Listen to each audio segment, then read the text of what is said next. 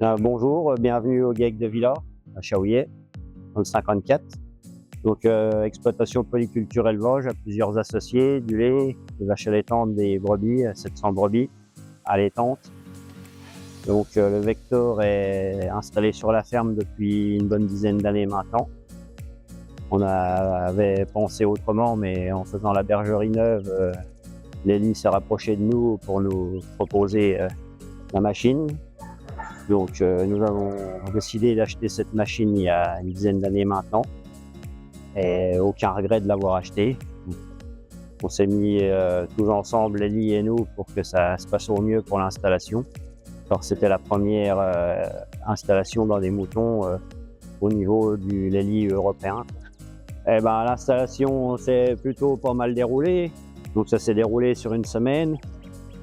Il y avait pas forcément, le temps n'était pas forcément bon, ça on se rappelle.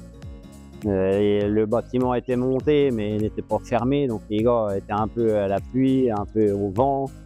Donc voilà. Mais ça s'est bien déroulé.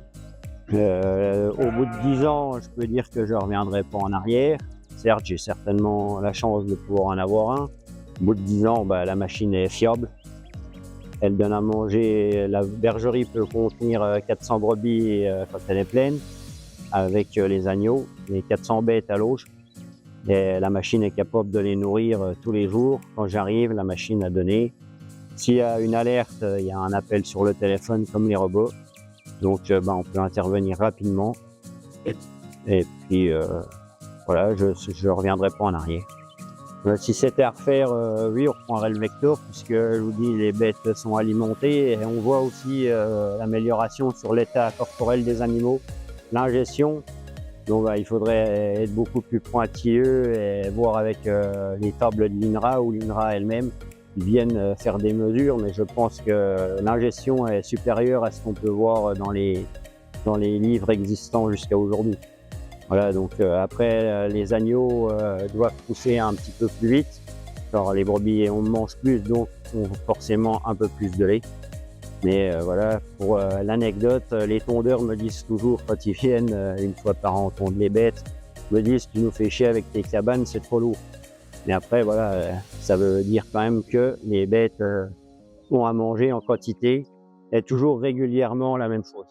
C'est pas des pics où elles ont tout et après elles n'ont plus rien, elles reviennent. C'est toujours régulier, la ration est refaite assez souvent pour que les bêtes aient une panse, la panse qui travaille régulièrement. Et on a beaucoup moins de problèmes de mammites et de choses comme ça. Et l'assimilation est d'autant meilleure. On retrouve beaucoup moins de grains dans les bouses. Donc la machine, on ne reviendrait pas en arrière, comme je l'ai dit.